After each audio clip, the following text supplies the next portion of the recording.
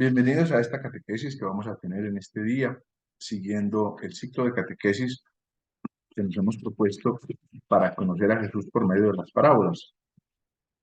Y nos hemos concentrado en ir desarrollando las parábolas que tiene el Evangelio de Marcos, y obviamente aquellas como la de hoy, donde también está retratada parte de la parábola o toda en Mateo y en Lucas. Comencemos por invocar la presencia de Dios sobre nosotros, que el Espíritu Santo nos ilumine, nos asista y nos acompañe para que esta catequesis sea de mucho provecho espiritual. En el nombre del Padre, y del Hijo, y del Espíritu Santo. Ven, Espíritu Divino, manda tu luz desde el cielo, Padre amoroso del pobre, don en tus dones espléndidos.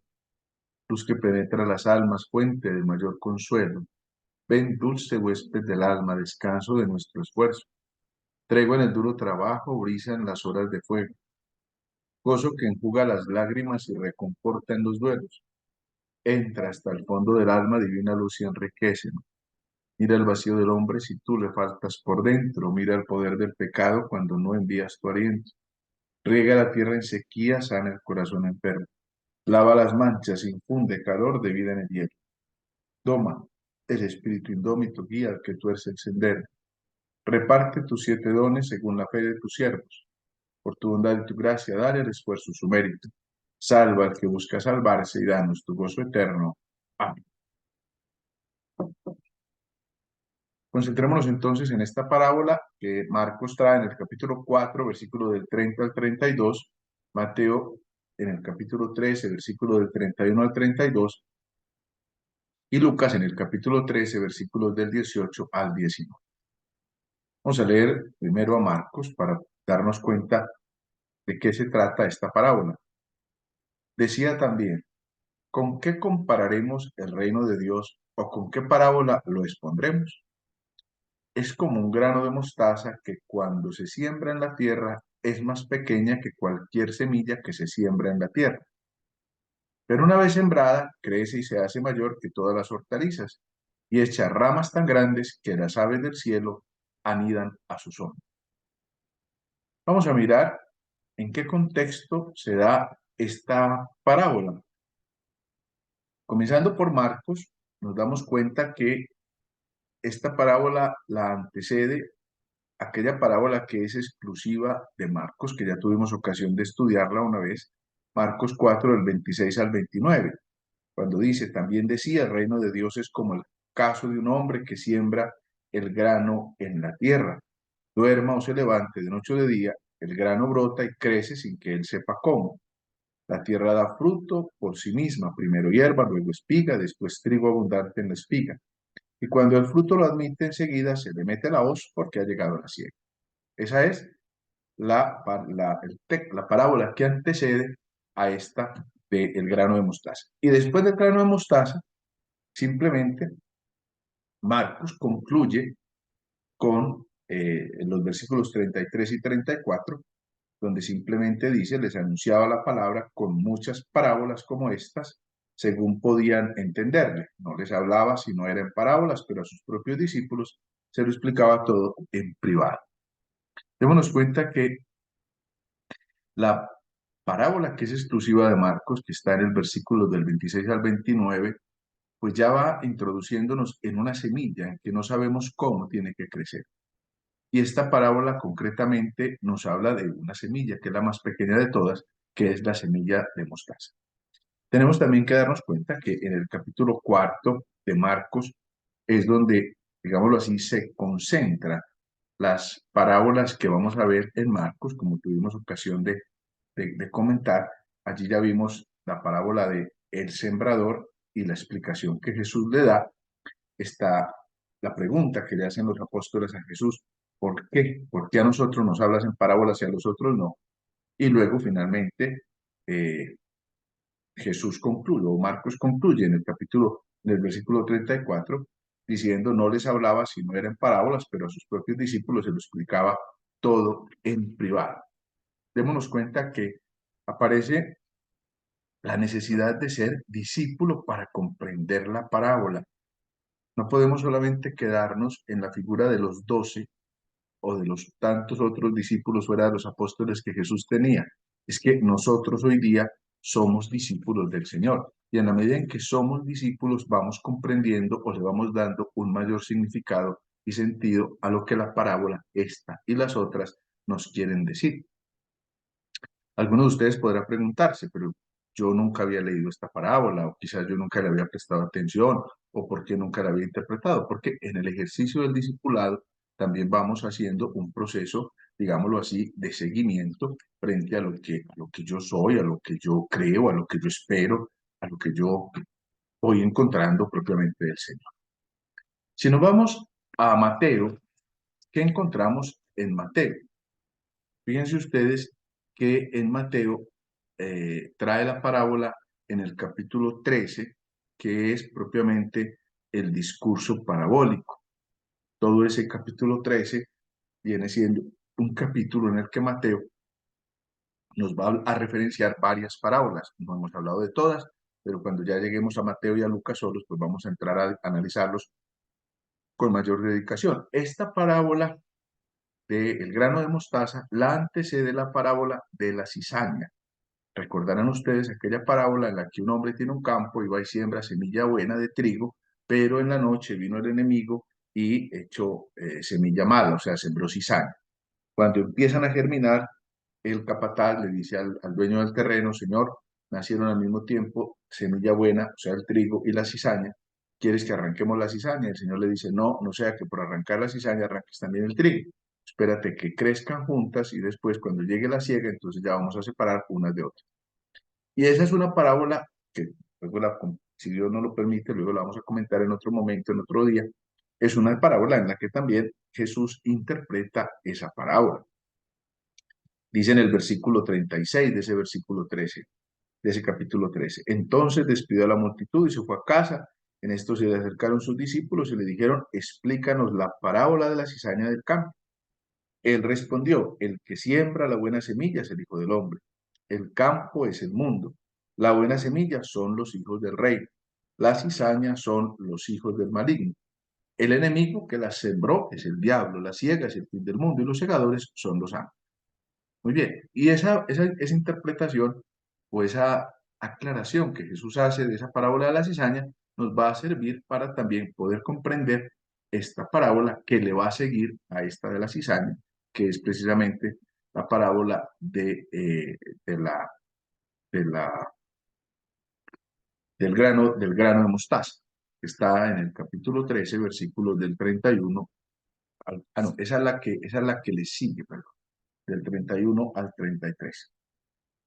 La parábola del grano de mostaza. Porque primero habla de la parábola de la cizaña, y luego la parábola del grano de mostaza, y luego la parábola de la levadura. Y después es que explica la parábola de la cizaña. Por eso es que la explicación de la parábola de la cizaña nos va a servir para interpretar esta.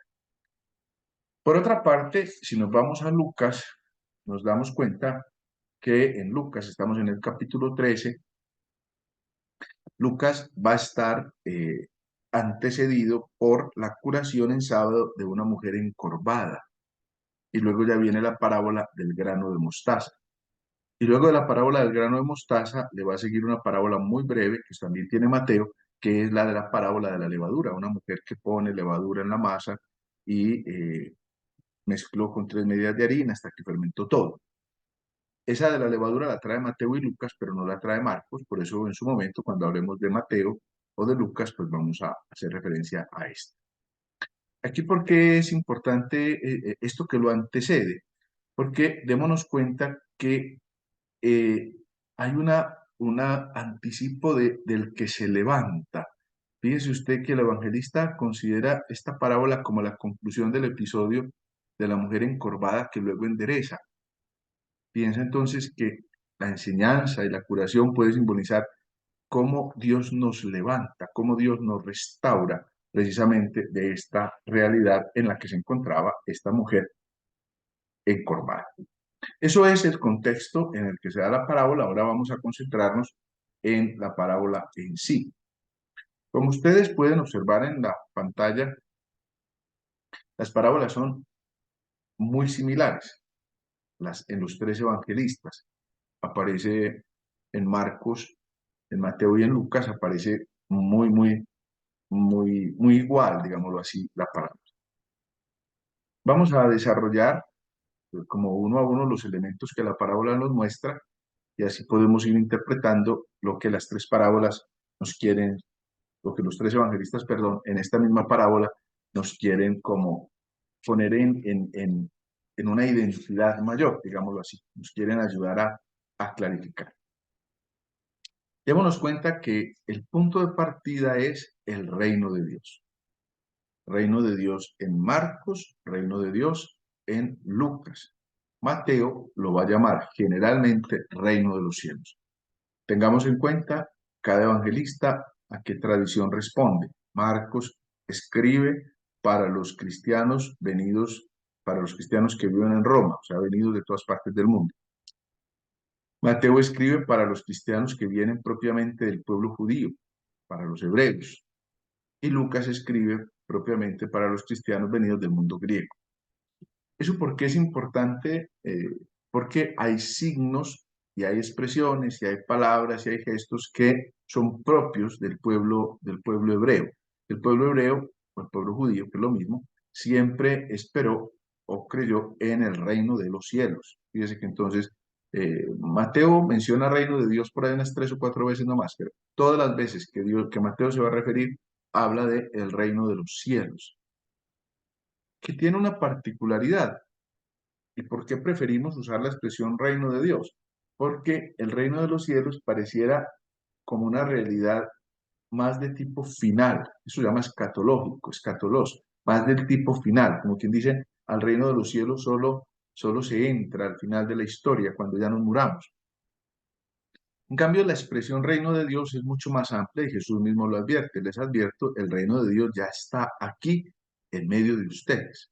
Fíjense que ya nos incorpora, no tenemos que esperar hasta la muerte para entrar en el reino de Dios. Ya vamos construyendo. Sin duda, la muerte tendrá un punto más culmen en el encuentro total y definitivo con el Señor, pero mientras tanto vamos construyendo y todos nosotros vamos construyendo reino de Dios con la gracia del Espíritu.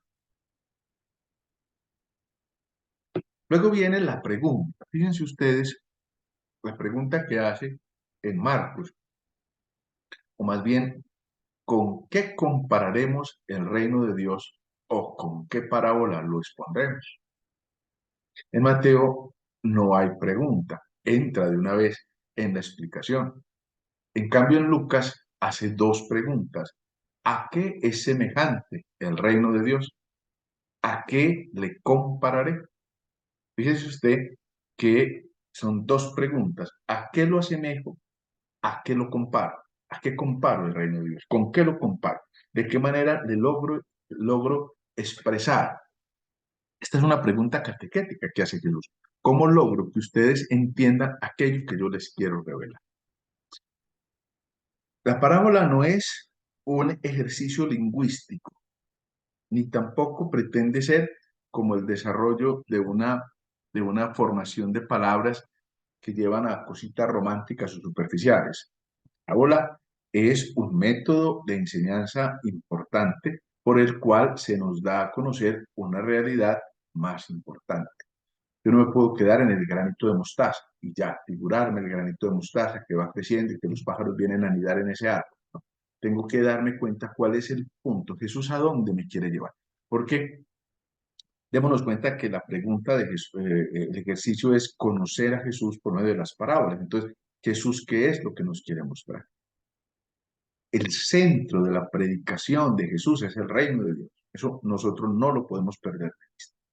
Al punto que Jesús nos invita a eso, a buscar primero el reino de Dios y su justicia. Lo demás se nos dará por añadidura. Fíjese que nos puso la meta clara desde el principio, es buscar el reino de Dios, pero a veces nos da mucha brega encontrar esa realidad. Él, con esta y con otra serie de parábolas, trata de ayudarnos a encontrar cómo podemos nosotros descubrir una realidad que en honor a la verdad nos supera. ¿Con qué se los comparo? ¿De qué manera se los comparo? Fíjese que la pregunta en Marcos es en plural. ¿Con qué compararemos el reino? En cambio, en Lucas es en singular. ¿A qué se lo compararé? sea, yo imagino a Jesús como con la pregunta catequética, ¿yo de qué les voy a hablar? ¿Cómo les hago para que comprendan en qué consiste el reino de Dios? Que, como hemos tenido ocasión de hablar en tantas otras catequesis, pues el reino de Dios es un reino de verdad, de libertad, de justicia, de paz. O sea, es un reino que compromete la vida del hombre y lo lleva a su plenitud. Ahora bien, usa un instrumento en esta parábola y ese instrumento es el grano de mostaza. Fíjese que en 2.3 es semejante a un grano de mostaza. La planta de mostaza crecía a los alrededores del lago de Genesaret. Esa es una zona en la que todos ellos conocían eso. Se trata de un elemento que era muy usado dentro del pueblo judío. Se trata de una mostaza negra, muy común en ese en ese territorio de Palestina, que crecía, como les digo, a las orillas del lago de Genesaret o de Galilea. Acuérdense que ese lago, de acuerdo a donde esté rodeando el pueblo que encuentre, pues va a tomar como la forma. Es famosa esa semilla, ¿por qué? Porque es muy pequeñita, quizás es la más pequeña de todas las semillas, como el Señor mismo lo dice ahí. Ya las fuentes de los maestros rabinos, o sea, las fuentes de los judíos, mostraban que que la mostaza era la más pequeña de todas las semillas. Pero hay una particularidad y es que generalmente crece en los campos y no en los huertos. Y tiene una altura más o menos de unos 3 metros, 2, 3 metros de altura puede tener. ¿Por qué hablo de esa particularidad? Porque démonos cuenta, el juego con el que va a ser advierte que Marcos, por ejemplo, dice simplemente que se siembra en la tierra. Mateo dice que la sembró en su campo y Lucas dice que la sembró en su jardín o en su huerto, de acuerdo a la utilización que tenga.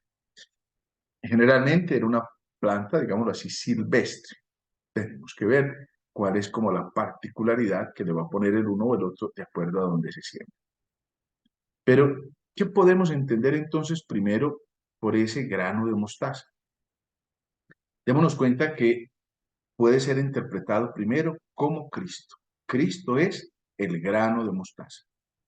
Cristo es el grano de mostaza que Dios Padre siembra en la tierra para que crezca y pueda dar cobijo hasta a los pájaros que vienen del bosque. O sea, la primera figura que podemos nosotros interpretar es Cristo es el grano de mostaza. La segunda figura que puede ser una interpretación del grano de mostaza es la iglesia. La iglesia es el grano de mostaza que Cristo mismo plantó. Y esa nos puede ayudar a considerar una figura de cómo el ejercicio de la iglesia, y lo vivieron las primitivas comunidades, se generaba una expansión, cómo iba creciendo, digámoslo así, de una manera particular, esa pequeña semilla de mostaza. O la tercera figura que podemos entender nosotros en el grano de mostaza es que el grano de mostaza es la proclamación del Evangelio. Fíjense entonces, el grano de mostaza puede ser Cristo mismo. San Gregorio Magno decía, por ejemplo, Cristo pequeño, humilde en su carne, pero vigoroso como un árbol en su poder majestuoso, dice San Gregorio.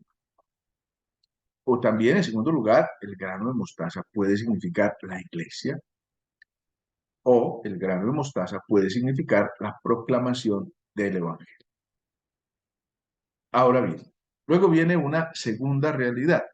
¿Dónde se siembra ese grano de mostaza? Fíjese que Marcos dice se siembra en la tierra. En cambio, Mateo dice que el hombre lo sembró en su campo. En cambio, Lucas dice que lo puso en su jardín. No podemos pensar que sea solamente un juego fíjate, como de palabras que se va a generar, sino que hay una realidad. Es la necesidad de que esa tierra produzca el ejercicio. Cuando les hablaba de Lucas, les decía, tenemos que mirar la parábola de la cizaña que el Señor acaba de hacer y que luego va a explicar. Y entonces se explica que la tierra es el mundo. es ahí, lo pone en el jardín. ¿Por qué no lo pone en el campo? Porque el campo está por fuera del cuidado de la persona. En cambio, el huerto o el jardín es cuidado por la persona. Como que hay un cuidado por Dios. Dios no deja solamente este grano de mostaza así, al libre arbitrio, a ver si crece o no crece, sino que lo pone en el jardín. Entonces ahí nosotros encontramos esa connotación especial que pone Lucas. Nosotros estamos en el mundo. Fíjese que si interpretamos que el grano de mostaza es Cristo, Cristo, a pesar de su condición divina, asumió la categoría humana. Es decir, Cristo se hizo hombre para rescatar. Si asumimos que es la iglesia, es que la iglesia vive en el mundo. La iglesia no está en una burbuja que la separa del mundo, ni vive en un planeta distinto en el que vive el mundo. Y si pensamos en la proclamación del Evangelio, el Evangelio se proclama para el mundo. El Evangelio se proclama en las condiciones y en las realidades que el ser humano de cualquier época va a vivir. Ahora bien, viene un juego como de palabras muy interesante que presenta, y es que lo pequeño se hace grande. Fíjese que Marcos dice, como un grano de mostaza, que es más pequeña que cualquier semilla, pero una vez sembrada crece y se hace mayor que todas las hortalizas. Encontramos ese paralelo que está mostrando. Mateo viene a decir lo mismo, un grano de mostaza, es decir, ya el individuo sabe a qué se refiere.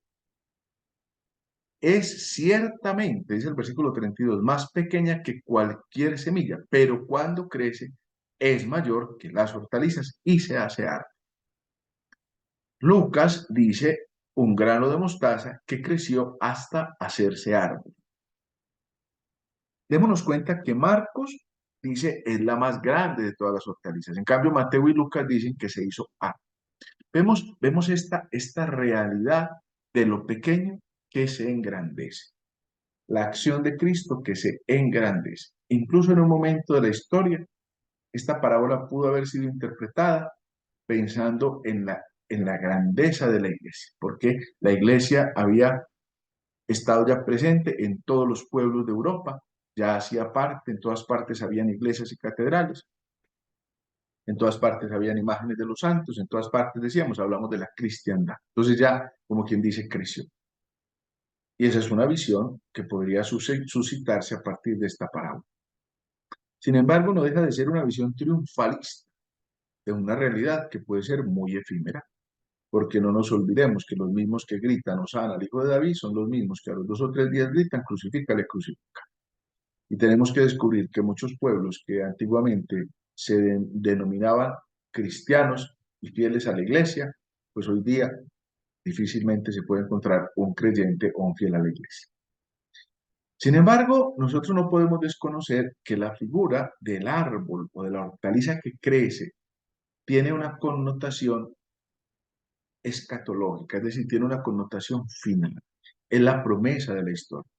Pero también descubramos cómo el ejercicio es un ejercicio paulatino, es un ejercicio increciendo, es un ejercicio que se va generando poco a poco.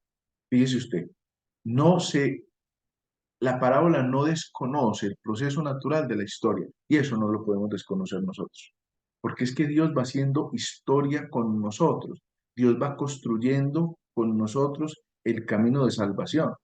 Dios va haciendo a lo largo de nuestra vida un proceso.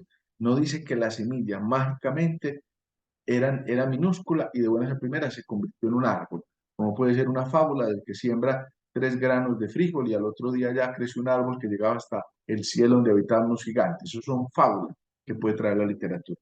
Aquí vemos cómo advierte, cuando se siembra es más pequeña, pero una vez sembrada crece y se hace mayor. Fíjese usted, hay un proceso. Cuando crece es mayor que las hortalizas y se hace árbol. ¿Sí? Creció hasta hacerse árbol. Es decir, hay una gradualidad en el crecimiento. Es la gradualidad de la vida espiritual que nosotros no podemos perder. Finalmente, aparece una figura, echa ramas tan grandes que las aves del cielo anidan a su sombra. Dice Mateo hasta el punto de que las aves del cielo vienen y anidan en sus ramas. Y Lucas dice, y las aves del cielo anidaron en sus ramas. Fíjese que es una figura como de acogida. Si acordamos la parábola del, del sembrador, que tuvimos ocasión de hacer la catequesis no hace mucho, tal vez la semana pasada, veíamos cómo los pájaros venían y se comían la semilla. Entonces hacíamos una interpretación en la cual aparecía como la maldad que arrancaba del corazón del hombre en la semilla. Sin embargo, aquí aparece la figura de los pájaros ya en otra connotación. ¿Por qué? Porque los pájaros vienen siendo los hombres que son acogidos por la misericordia de Dios. Los hombres que encuentran refugio en Cristo. Son las almas de quienes van tratando de encontrar dónde anidar, es decir, dónde construir su vida, dónde poder depositar su historia. Y ese ejercicio nos lleva al ejercicio de la iglesia que va propiamente creciendo y creciendo y que va creciendo de manera que pueda volverse refugio, refugio de todos los que vamos caminando al encuentro con Cristo. ¿Por qué? Porque la iglesia tiene como claro que es el grano de mostaza que va creciendo en la esperanza, que al final aparezca el árbol como cobijo de todos los seres humanos. O sea, es el punto final de nuestra historia. Y es allá donde nosotros tenemos que caer en cuenta de cómo ese crecimiento es progresivo y nos lleva precisamente a la plenitud. Allá tenemos que llegar nosotros a la plenitud del encuentro con Cristo. Démonos cuenta que esta parábola entonces es como un elogio de Dios, cómo prefiere el grano de mostaza al cedro, por ejemplo, que hay cánticos y salmos inspirados que hablan de la grandeza del cedro del Líbano, y él habla en cambio de la semilla más pequeña. ¿Cómo nos ayuda a encontrar, por ejemplo, el recuerdo del amor? No lo siembra en cualquier parte, lo siembra en un huerto. En el huerto siembra él la vida. Y el huerto es muy significativo porque recuerden que la resurrección y el encuentro entre Jesús con la Magdalena se da precisamente en un huerto. Ayuda a descubrir un elemento que a veces nos cuesta y es el elemento de la pequeñez.